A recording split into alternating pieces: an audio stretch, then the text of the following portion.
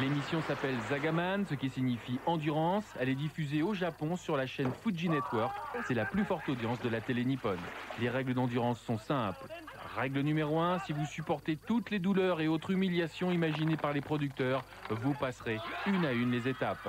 Sinon, c'est la règle numéro 2 qui est appliquée. À savoir que si à n'importe quel moment vous capitulez devant la douleur, la fatigue ou la peur, vous êtes éliminé pour de bon. La compétition démarre avec 500 concurrents pratiquement nus, auxquels on demande de s'allonger sur la glace d'une patinoire. Pour leur rafraîchir les idées, on les arrose même avec de l'eau à quelques degrés. Très vite, les gelures font se tordre de douleur les concurrents et dès la première épreuve, il y a déjà 30 abandons. Et c'est maintenant que les choses sérieuses commencent dans la course au titre. Les concurrents doivent ensuite avaler des assiettes de crème glacée alors qu'ils ont de la neige jusqu'au cou.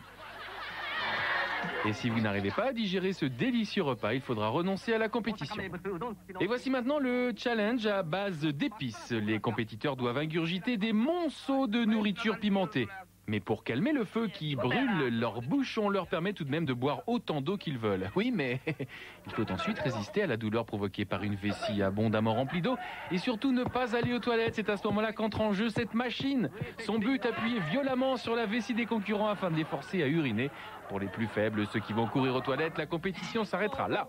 Les survivants auront droit à la torture animale. Après avoir été attachés, les corps des aspirants au titre seront recouverts de graines. Puis on lâchera quelques dizaines de poules affamées. Si vous résistez au festin des volailles, vous aurez droit au serpent. Alors que les candidats ont pratiquement atteint les limites du supportable, les producteurs commencent à jouer maintenant avec leurs nerfs. Voici la démonstration de l'épreuve suivante. Allongé sur un chariot, on a disposé sur le ventre d'un mannequin un morceau de viande. On le fait passer ensuite sous les cages de fauves. Chacune des cages dispose d'ouvertures dans le plancher, ainsi les animaux vont pouvoir se saisir de leur proie. Autant vous dire que personne ne veut se dévouer pour passer le premier. Pourtant, il faut y aller. Et dès qu'ils aperçoivent la patte du fauve, la plupart des candidats décampent sans demander leur reste. Les autres, déterminés à passer l'épreuve, tentent de résister. Mais le rugissement du lion a finalement raison d'eux. En fait, les éliminés découvrent alors que la patte du fauve était un leurre. 498 concurrents ont été frappés, brûlés, traînés, finalement éliminés.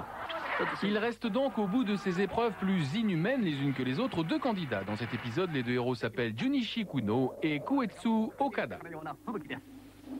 Pour finir, on les isole dans des chambres froides au pied du mont Fuji. Ils ne peuvent ni sortir, ni boire, ni manger. Celui qui supportera ces conditions épouvantables le plus longtemps gagnera la compétition.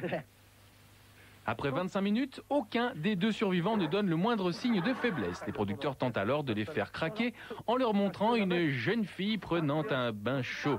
Ils tiennent toujours le coup. Après avoir passé 30 minutes à une température de moins 7 degrés, ils risquent d'être victimes d'hypothermie. Et le festival continue. On leur demande maintenant d'enlever leurs chaussures. Afin de se réchauffer, les 2 surhommes se mettent à danser. C'est à ce moment-là que l'animateur de l'émission offre aux candidats un bol de soupe chaude. Et là, la tentation est plus forte que la volonté de gagner. Koetsu Okada craque et se jette sur le bol de soupe. C'est donc Junichi qui l'emporte. Junichi Kuno détient depuis le record du monde de l'homme qui a supporté les souffrances télévisuelles les plus extrêmes.